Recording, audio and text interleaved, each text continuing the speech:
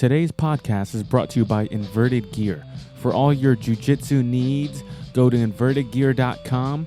Save 15% off if you type in the coupon code ShowTheArt15 with no spaces. Our next sponsor is Chimera Coffee. That's Chimera Coffee with a K. They are a coffee brand that infused their coffee with nootropics. If you don't know what nootropics are, Google it.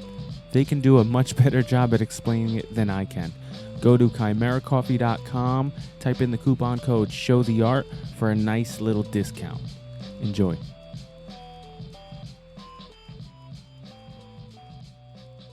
Lando, thank you for coming on. We really appreciate you coming on. 2015 ADCC champ. Crazy. Welcome. Hey, thanks, guys. Thanks for having me. Such a pleasure, man. Dude, how is life post ADCC 2015? Man, you know, I try not to let it get to me, but it's pretty cool. And I try to stay. Yeah. I try to stay as close to the ground as I can, man. Stay humble, you know. Of course, man. Definitely.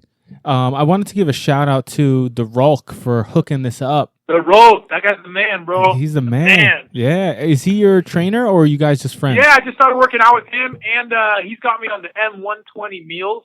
Ooh. He's got me on that meal plan. Okay. It is by far the greatest meal plan I've ever tasted in my life. Really? Those M120 meals are unreal, dude. That's Unreal. awesome, man. Can you explain a little bit about those M120 meals? Yeah, so he delivers me food twice a week.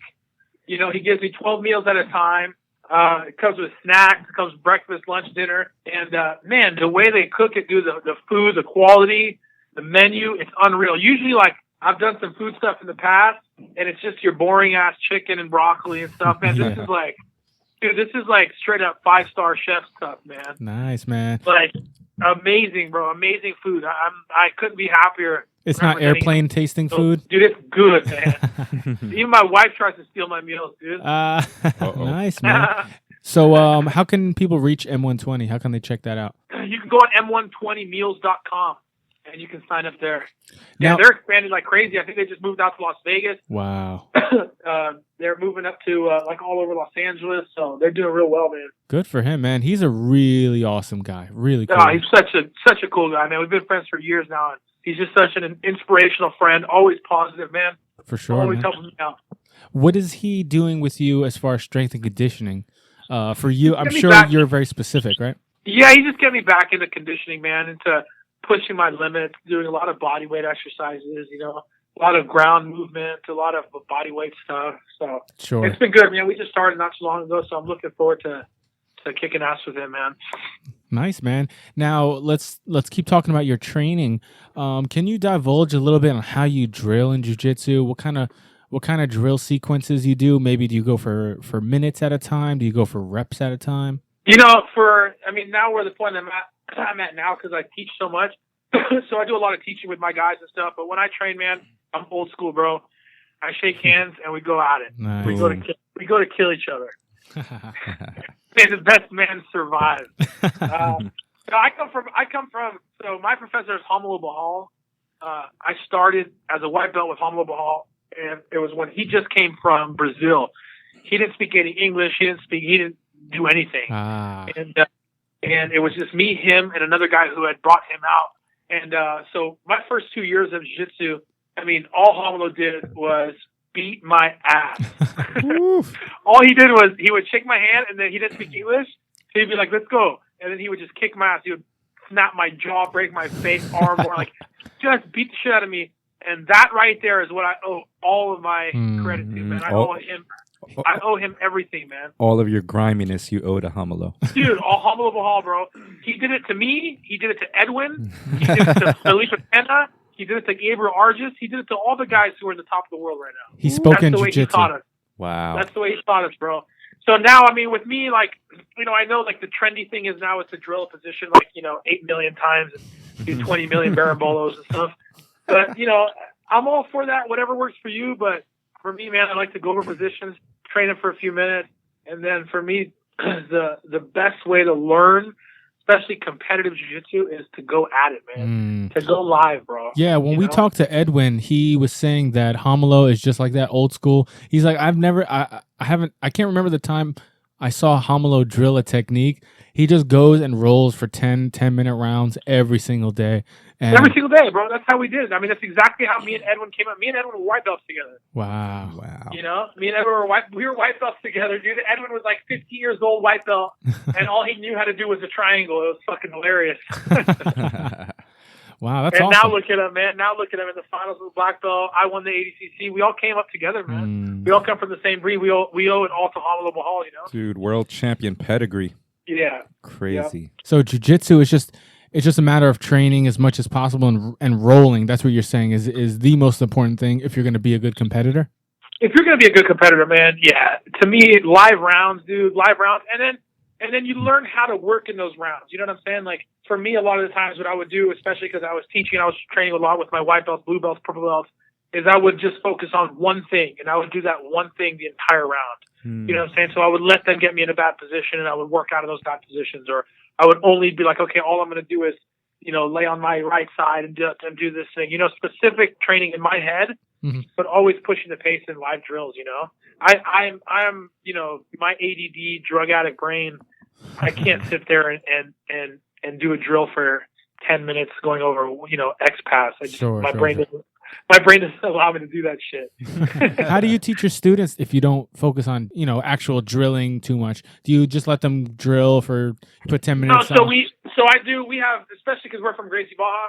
You know, I'm from Gracie Baja, and Gracie Baja is the only school who has a curriculum, like a general curriculum for all of our fundamentals classes. Okay. So we have actually a 16-week course that we cycle through and teach all the fundamentals of jiu-jitsu. So it makes life so much easier, man, when you're teaching, especially the fundamentals. So we always have the same curriculum. We go over self-defense and then 2 ground moves, and we do that, you know, switch it up twice a week. And it's pretty amazing, man. And then for the advanced classes, I'll do my own curriculum and work on more specific stuff. More, you know, we'll go from guard passing to half guard to full guard to spider guard. And, you know, we'll take weeks at a time to break everything down. So we do about half an hour of technical training, and then we do the next half an hour of sparring, rolling, training, that kind of stuff. Do you guys like positional sparring a lot, or? Yeah, we do specific training. Yeah, we'll do like specific training from like side control, from full mount, from back control. We'll do that for a little bit, but we're really big into training live, man. Competitive like mentality, you know? Nice, man. And speaking of competitive mentality and competition, do you have any super fight goals, any other competition goals coming up soon? Man, once you win the ADCC, there's nothing left to do. Fuck, man. He got his pinky up as he's saying this. You know, it's like, you know, it's like, for me, you're done, dude. It's great. Like I know, I like, you know, only time will tell. For me, right now, my main focus is fighting mixed martial arts and making it to the UFC. That's like my next main goal. Okay, big goal. Yeah, so I'm 5-0 right now. I'll fight again in August. That'll put me at 6-0. And then you know, Joe Silva himself said if just get a couple more wins and he'll put me in the UFC. So nice, man. Yeah, I was that's just the checking goal, man. You know, that's the goal. Awesome, man. I was just checking out your record, your MMA record, and you have a bunch of submission wins, man. Yeah, fuck. All of my special crucifix, man. Nice. Damn. I can do it to anybody. It's pretty awesome. And who are you training with MMA? I've been with King's MMA for the past 5 years. So it's like me, Mauricio Verdú, Rafael Cordero, those guys. And then my boxing coach is Jason Perillo. Oof, another. Damn. Yeah, so I have the best of all angles of the world, man. I'm pretty fucking lucky, dude. Awesome, man. Wow. What is your focus with MMA as far as strategy? Are you going to be more grappler-oriented fighter or a striker or a mix of the two? I'm going to be the guy who beats the shit out of you. No, what I do is like, you know, my boxing coach is really smart, Jason Perillo. You know, he's the one who just had Mike Bisping knock out, what's his name, Rockhold. Wow. But he helps me with my strategy is I'm going to obviously use the things that I'm good at. You know, there's nobody in the world who can beat me in mixed martial arts if we get to the ground. That's a given. I love There's nobody in the world. Nobody in the world that can beat me with little 4-ounce gloves on and punching. If you get on the ground with me, it's game over. But for me, it's like, you know, I want to learn. Like I right now, I'm like engulfing myself in boxing, man. The boxing art is freaking amazing, dude. The footwork, the timing, the head movement. It's like I'm obsessed with it right now. Nice. Just like I was with jiu-jitsu when I first started. Mhm. So for me, like just learning the stylistic form of boxing movement, like Jason Perillo has me moving every day. Like I'm fascinated with it right now. So just learning the footwork, like a person who I watch a lot too is like Mark Hunt. Like we're about the same size. Okay. And that guy, dude, is so raw. He's so badass. Yeah. And he just stalks everybody with his footwork. Like they respect his big punch, and his footwork is so good, man. Yeah, he So cuts off the cage I watched nicely. a lot of him. Right. So I'm gonna knock a lot of people out. If I take him down, I'm gonna shit out of him. So I love the confidence, man. I love the confidence. If you make it to the UFC, when you make it to the UFC, what weight class do you think you're going to I'll be in the heavyweight. Heavyweight. Okay, no problems about that. Yeah, no. I like fighting guys who are taller and bigger than me, man. Like easier. Is there any fight that you get excited about? Like once you get to the UFC, like, man, I want to fight this guy. Man, I would love to fight this guy. Dude, in particular. For me, just making it to the UFC, I'll fight anybody. Okay. There's nobody I would not fight in the UFC. Who's game, or not game, but what MMA fighter would you say, obviously besides your teammates, I'm sure you look up to Verdum, but what MMA fighters do you look up to and like inspire and aspire to be? Yeah, like I said, I really like Mark Hunt, man. Like his story, his mannerisms, his attitude, the way he fucking knocks people out. And then the walks off. The guy's 42 years old, man, and still walk off knocking out people. Yeah. It just goes to show you how diligent, how hardworking, and just how talented he is, man. Sure. So I really like that, man. I really like that, I really like that guy. Obviously, Verdum is, like a brother to me. He's one of my closest friends, and I've been with him since he started back in the UFC. Sure. To watch his rise to get the belt was super inspiring, and he's almost 40 years old too. So yeah, I'm 33, and I started late. So watching these guys who are 40, 42 years old, for me, it's super inspiring. I feel like I'm ready to go. Nice, man. I thought you were gonna say something. Sorry, Marcos. I'm just admiring the passion. What? I was gonna ask you about fighters from your training camp. Have you ever sparred with Cyborg? The girl? Yeah. No. Because doesn't she train with Rafael Cordero? She used to. I've watched her. Okay. Hold on one second. I'm sorry. Yeah. No, I've watched her spar. She's amazing. She's absolutely amazing, man. Yeah. How does she do in the gym? Like, I'm so curious. She's a monster. She's so. I watch her spar because her boxing coach is Jason Perillo also. Sure. So she trains. So I watch her, hit pads and move around. And dude, she's amazing. She's one of the hardest working females I've ever seen in my life. She actually came down with us to Mexico for Verdum's camp. Okay. And we were in the hills together and stuff. It was amazing, bro. To watch her passion, to watch how hard she trains and stuff. It was amazing, dude. Sweet, man. And where's your next fight going to be held? What organization and where? We'll see, man. I have a couple different things that I'm looking at. One of them is like the biggest Central American promotion called CRF, who I've fought before. There's one called West Coast Fighting Championships up in Sacramento area, and then there's a couple other ones that I've been talking to here around LA and stuff. So we'll see, man. I just need one or two more fights to get to the big show, man. So that's my main focus right now, is just getting in the best shape I can. Sure. Now I want to give you some rapid fire questions. If you don't have to give me like long drawn out answers, maybe like quick 1 to 2 sentences answers. How's that? Yeah, for sure. Okay. You ready, Marcos? I'm ready. He doesn't know what I'm going to say. Kind of do that. If there's one exercise you can recommend to everybody, what would it be? Deadlifts. Ooh. Heavy or light? Heavy. Oof. Okay. Trap. Balls to the wall, baby. Trap bar or regular bar? Regular bar. Raw. Hand powder or no powder? Spit. Weight belt or no belt? I go weight belt. When you're going over 500-600 pounds, you got to go weight belt. Oh, my bad. Yeah, you're right. You're right. Okay. True. If there is one guard pass you could recommend to anybody that they should master, what would it be? That's high percentage. Scoop pass.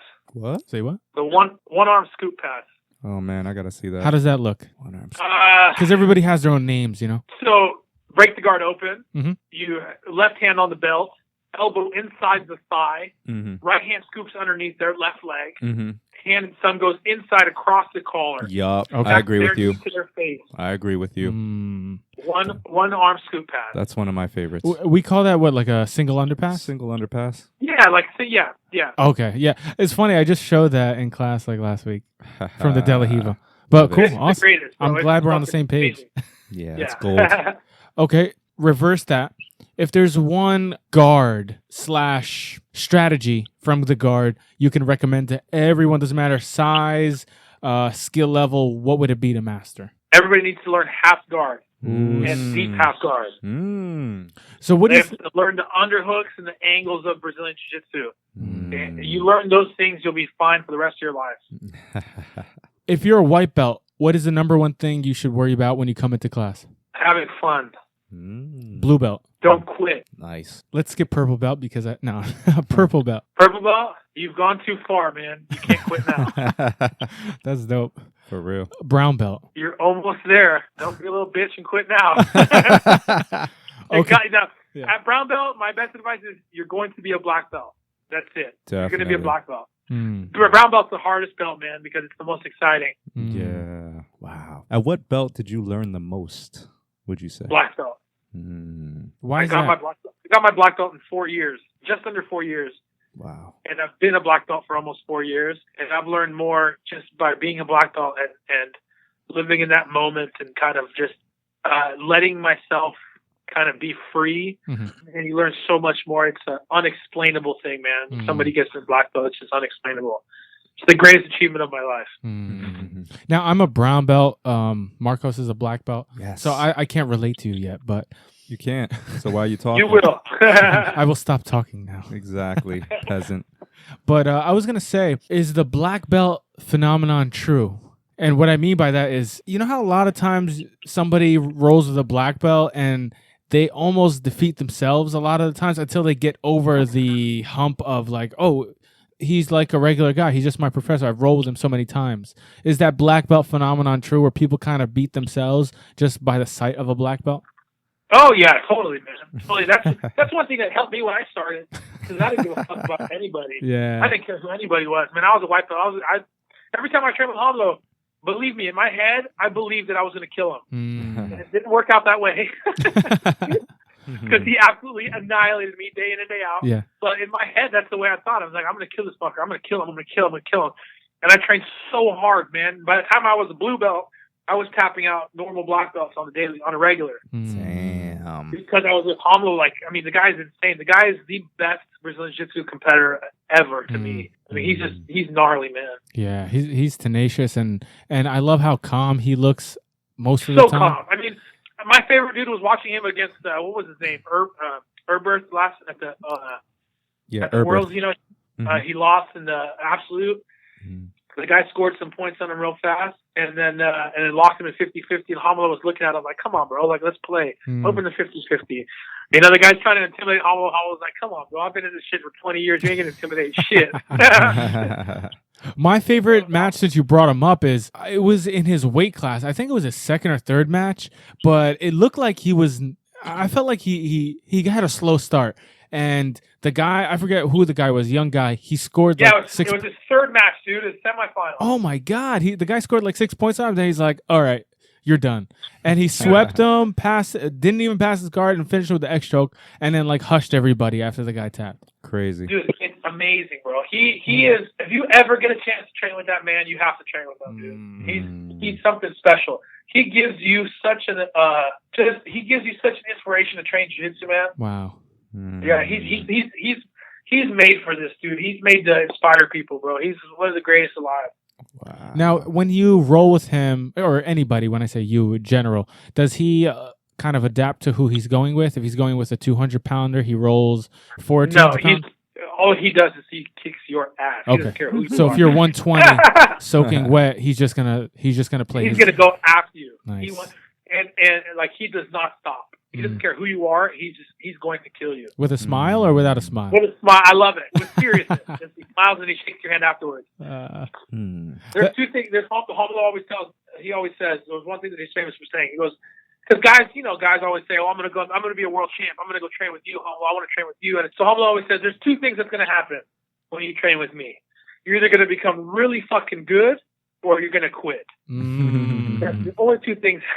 And most of the time, people quit because they can't handle it. Damn. Wow. That's deep. I got to go train with him now. Oh, you have to, man. You have to. He's only 15 minutes away from my school, so it's really cool. Nice. Oh, man, you're in the perfect position, man. That's awesome. Still going with the questions. Ready? Yeah. Okay. Who inspires you in life the most? My kids, man. Oh. My kids. My son and daughter, Penelope and Orlando Jr., and my wife, man. There's nothing I would not do for my family. Mm-hmm. They are the reason I'm alive. My wife, after all the hell that we've gone through together, I mean, I've put my wife through hell and back through my drug addiction and my mental health and stuff. And she has been by my side. She's been my rock. I would not be alive if it was not for my wife. And every day I come home and I see my kids. Every day I wake up and I see them sleeping in my bed, and I give them a kiss, man. I feel like I can take over the world, man, every day. So they're the ones.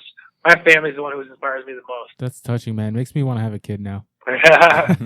What inspires you the most? What in particular, if there's a thing? What inspires me the most, man, is trying to inspire other people. Is being someone of a voice for people who suffer from mental health issues, from drug addiction, from depression, from anything like that. Being able to have survived so much crazy shit in my life, and to be able to tell people that it's okay to talk about mental health, depression, drug addiction, to be able to talk openly about this kind of stuff, to be a voice for people who are suffering, that to me is my biggest inspiration, man. So we need more people talking about this shit in life, man. Sure. Now, if you can give advice to anybody with a problem that's like on the verge of getting over this problem, what advice would you give them to inspire them to keep going? My biggest advice is keep going. It's the number one thing, especially if you're a drug addict or suffer from depression or struggle with any kinds of things, is the number one thing we suffer from is we start feeling alone. We start feeling ashamed of who we are. So the biggest thing I can say is, man, you are not alone. Anybody who's suffering, anybody who needs help, you're not alone. There are so many people out there that are suffering just like us. So find yourself a community, find yourself somebody to talk to. Call me, text me on Facebook, whatever. I'm here. There's groups, man. There's people. No matter how famous you are, how rich you are, no matter how poor you are, whatever it is, we all suffer from the same things, man. And just knowing that you're not alone and knowing that there's a light at the end of the tunnel, it can help people. So that's what I try to do. I try to inspire people, How has martial arts helped your life? To me, it saves my life. I would not be here if it wasn't for martial arts, man. If it wasn't for Brazilian Jiu-Jitsu, and if it wasn't for Brazilian Jiu-Jitsu competition, really, I wouldn't be here. Why do you say competition as opposed to non? I say competition because competition gave me something to live for. It gave me something to aspire to do. A lot of people say, "Oh, martial arts saved my life." Yeah, martial arts saved my life for sure, but it was the competitions that really saved my life. Is it because it gave you a goal, something to be busy with? It gave me a goal. It gave me something to look forward to. It gave me that high I was looking for, that adrenaline I was looking for, that dopamine hit that I was looking for. It gave me something to live for, man. There's nothing like it in the world, That excitement of competition is what saved my life, man. Wow. And now being able to switch it back and open schools. I have 2 schools and hundreds of students, and to be able to give back like that is something, to me, that's the most rewarding thing in my life, man. So that was going to be my next question. How does it continue to help you? Is it, now that you've gotten over that hump, does it continue to help you in other ways? Oh, totally, man. It keeps, not only does it pay my bills and help provide a future for my kids, but now it just helps me. Every day I inspire somebody new, every day I open my Facebook or my messages and I get somebody sending me a message saying, "Hey, I heard you on a podcast," or "I heard you do this," and I just want to tell you I'm so inspired by. That's the kind of shit that keeps me going, man. Yeah. So anytime somebody wants to talk or do something, of course I'm always game for it, man. I'm never too good for that stuff. The more I can talk and the more if somebody listening right now, if I can help them, man, I've done my job, Wow. What can you recommend to people who are in a humble way, obviously, not in an arrogant way? What kind of advice can you give someone so that they can inspire others? Be real, be real, be open, be vulnerable. People crave like other humans that are being vulnerable, that can be honest, that can cry, that can talk about emotion stuff. That's what we lack so much. Everybody's always trying to put on the front. Oh, we can't talk about this or we can't talk about that. I had some guy tell me, Orlando, I don't think it's a good idea that you talk about drug addiction and mental health now that you want to fight in the UFC. I'm like, fuck that, dude. Are you kidding me? That's who I am. Like, that's the biggest thing that sets me apart is I'm the guy who's willing to talk about this stuff, So the more you can talk about it with other human beings, man, the more we can understand. I mean, look at this shit in Orlando, Florida, killing 50-something people.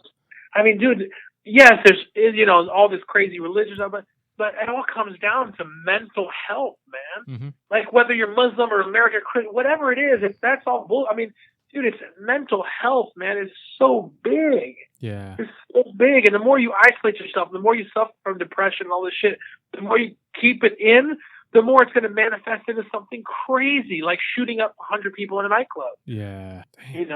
So let yourself expose yourself, open yourself up to people, talk to people. Exactly. Talk to people, man. Talk to people. Get into groups. There's kinds of groups everywhere, man. There's anonymous groups you can go to. Yeah. There's people you can call. There's all kinds of groups, man. If you want to change your life for the good, man, it's out there, Can you relate that concept to jiu-jitsu? Totally, man. Totally. I mean, jiu-jitsu is the most freeing thing in the world. I believe, if you're doing it right, the martial arts school should be a sanctuary because it's the only place in the world where you can have doctors, lawyers, students, poor kids, everybody on the same mat who is exactly the same. Yeah. Because you come on the mat, you put on the same uniform, everybody's in the same uniform, everybody has a little bell rank, and nobody's special in those mats, man. And that kind of sanctuary. But like I train a lot of celebrities. I trained Demi Lovato is my student now, and she suffers. She's very open about mental health and mental health awareness and stuff. So we vibe a lot on that too, and nice. And jiu-jitsu's helping her so much in that whole aspect of just that mentality of living in the moment and having something to look forward to, and et cetera, et cetera. Sure. It changes all walks of life, man. Whether you're rich, poor, famous, not famous, whatever it is, it's just the most positive thing for people, man. I love what you said about that. About your jiu-jitsu school should be a sanctuary. It should be a place where people come to escape, rejuvenate, reacclimate themselves with the real world from a long day at work or a short day at work or a hectic day. 100%, dude. 100%. There's still schools out there, unfortunately, that treat their school like it's 1850 and you have to keep your secrets in and protect your friggin', your little neighborhood from like samurais. Like the world doesn't work like that anymore. Yeah. Right? It doesn't at all, man. It doesn't at all. It doesn't at all. That's why, I hear these dramas with these jiu-jitsu guys and all this shit. And I mean, yeah, dude, there's one thing about, respect and loyalty and all that stuff. Of course. But come on, dude. I mean, we're here to help each other's lives, man. Yeah. Especially if you're a school owner or a professor, like you have a duty, man, to really build your school into a safe place where people come in and they feel safe. They feel better coming in and leaving, And that's why, like, some schools just focus on competition. And some schools just focus on self-defense. I mean, I believe you can do it all, man. You can have a great competition school. You can have a great self-defense school. You can have it all. Sure. But it should be, people can come in and look for what they want out of it, And your students will reflect you. If you're one of these guys that starts drama, that might be a little arrogant or is negative or is brash or is really fun, your students will reflect that. And I feel like that's what we're starting to see. A lot of people trying to start drama online and try to gain celebrity points out of it. When it's like, it's not about that, man. and it's always the young bucks that do that shit. Yeah. The guys who haven't really gone through stuff, I hate seeing that, man. I hate the internet, dude. I've been through my own drama with people on the internet. Oh my God. Starting rumors and lies and talking shit. I mean, everybody, we all go through that stuff. It's just so pathetic, dude. It's so whack because people are just so whack, dude. I mean, you have a problem with somebody, dude, go square it up. Go talk about it. Fight if you have to. Do whatever you want. It's whack as hell because people are spreading misinformation, assassinating there's a whole your character. drama right now between a guy who was one of the guys who gave me my black belt. Was Zay Hajiola and Hamza Mahal. They both gave me my black belt. I love Zay, and he's a great man. And he just had like a little conflict with some of the guys at Gracie Ball Association, and nothing really major. And he decided to leave and do his own team. And bro, I like get on the internet. These guys are like talking like it's like World War V, dude. You know, it's like, God, dude, we live in a world today, dude, where so many people start so much shit on the internet and all this stuff, bro. Yeah, the information spreads fast now. It's horrible, exactly, because you can do one click anonymously and it'll hurt the whole world, man. Yeah, you know, it's disgusting. It's disgusting, bro. It's horrible. I hate them. like not your life is not a UFC promo video. Relax. Exactly. Facebook is not the place for promos. What's that? What'd you say? I didn't hear you. Everybody just needs to chill out. Yeah. Oh yeah. Chill out, man. We're not filming a WWE Inside special. Like, if you want to fight, go sign up to fight and mixed martial arts. Go get in the cage. Do some talking in there. Exactly. Do you think MMA is more real, more raw, an expression of fighting than jiu-jitsu competitions? For sure, it's a crazier. I mean, dude, you can do jiu-jitsu tournaments all day. Jiu-jitsu tournaments are tough. Yeah. To be the best in a jiu-jitsu tournament is tough. It's a tough deal nowadays, especially nowadays. You know, within the last 10 years that I've come up, it's like, man, it's hard. Mm-hmm. And that's why, like, I look back upon my jiu-jitsu career and I reflect, like, man, sometimes I can't believe that I did all I did. I won every major tournament, you know, throughout all of my years and all the belts almost. And you see it nowadays. It's like, man, nobody really does that. You know, it's hard to stay on top. One day you're the best, the next day you're gone. Yeah. And you know, I've won every single major jiu-jitsu tournament in the world in the gi, and now winning the ADCC, I'm no gi. You know, it's one of the hardest things in the world is to stay relevant and to stay at the top of the jiu-jitsu game. But man, I'll tell you what, fight mixed martial arts. Mm-hmm. That shit is crazy. You're not normal, man. Yeah. If you want to, you know, you have to, and I'm not normal, obviously, but when you go into a cage and you hear them lock that door and you hear the little clink and like, you think there's another guy across the cage that wants to beat the shit out of you. Yeah. And you want to beat the shit out of them, and there's a referee, like, man, it's a big risk. Gnarly, man. It's a much bigger risk than competing in a jiu-jitsu tournament, for sure. Oh, yeah. Dude, going back to ADCC, you had some grueling matches, and you showed immense spirit, immense heart. Like, were you ever about to crack at all? I'll never crack, bro. Oof. You're about to start a fight, Marcos, by asking him if he's ever going to give up. I'm saying it was painful. I'm like, man, I would have dissolved right I've here. always had that. I've always, I get nervous. I get scared like any other human being, man. But once you start and once push comes to shove, that fighter spirit is something that you can never be taught. And I was born with it. I remember just ever since I was a little kid, I always had that fighter's heart, you know. I love to go in and I love to go all out. And, during the ADCC, like, man, I fought, the finals were like 40 minutes. Against Vinny was 20 minutes. Like, you're talking about some of the best guys in the world. And at that point, your body just kind of takes over. I was in good shape. I prepared well. Mm-hmm. I was in good condition, and I knew I could push the pace. And you neutralized them for sure. It was crazy, man. For me, it's never about giving up. Like, I'll die out there. I don't care. Like, I never think, I should stop now. Like, never. Do you crush your workouts like that? All the greatest guys in the world all have this. Like you hear Henzo talk about bringing a pillow to the stadium because he ain't giving up. Damn. I was going to say, if somebody came up to you, maybe one of your students that's like a white belt, blue belt, who's gotten into jiu-jitsu, has been in it for a year or two, and is like something clicked and they're just so passionate about competing, and they say, Professor, what advice can you give me to become a world champion one day, coming from someone who is a world champion, who has reached the pinnacle of a sport? The number one thing I can say is that you have to be willing to sacrifice every single thing in your life in order to develop that dream.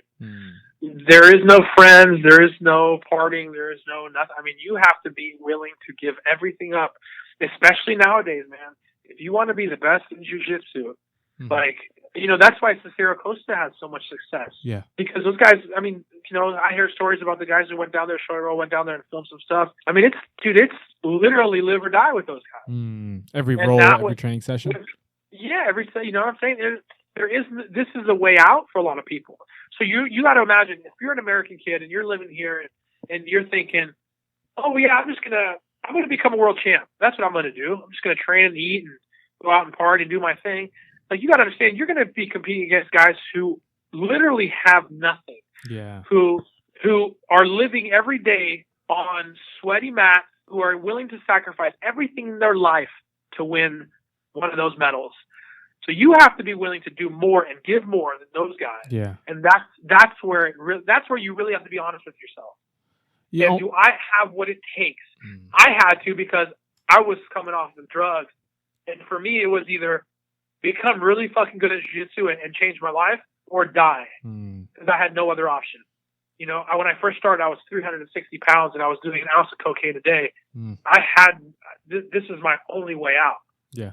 Damn. You know, so I sacrificed everything, man. I used, you know, I would take money from my wife. We would max out our credit cards to compete. I was using credit cards to sign up for jiu-jitsu competitions when we had zero money. Wow. Broken shit. I wasn't selling drugs anymore, so I didn't have money.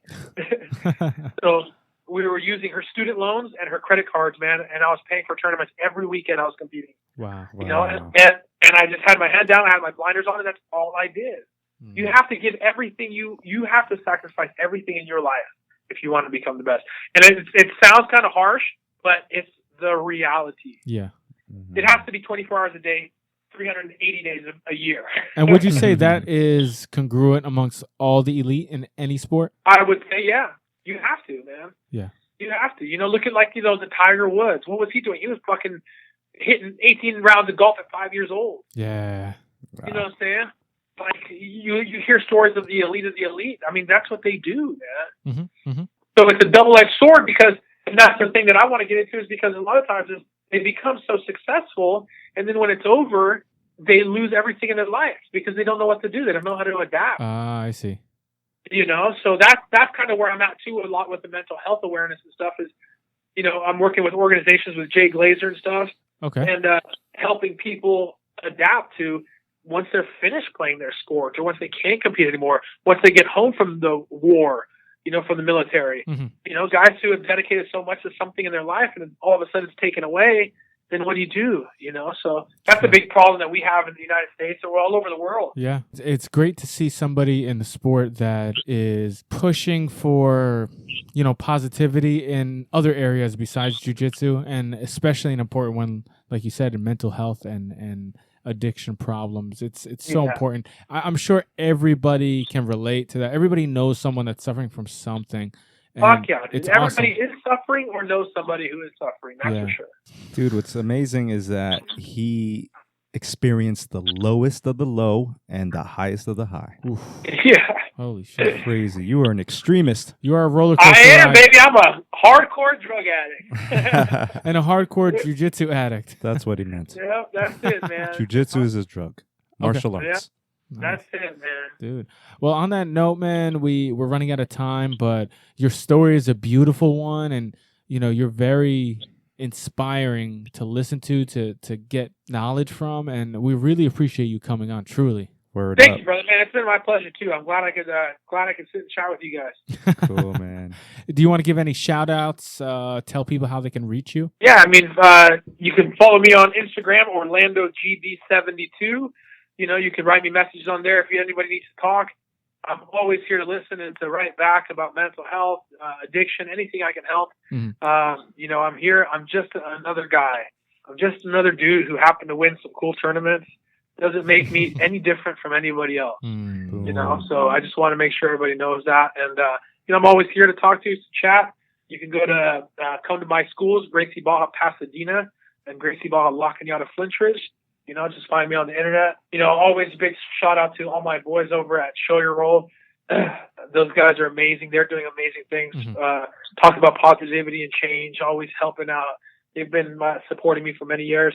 And then, of course, my team, Gracie Baja, you know, one of the largest associations of jiu-jitsu in the world. Yeah. Trying to spread more and more jiu-jitsu is what the Gracie Baja name is trying to do. So we're always here. I love everybody, man. I'm on everybody's team, and I'm always here.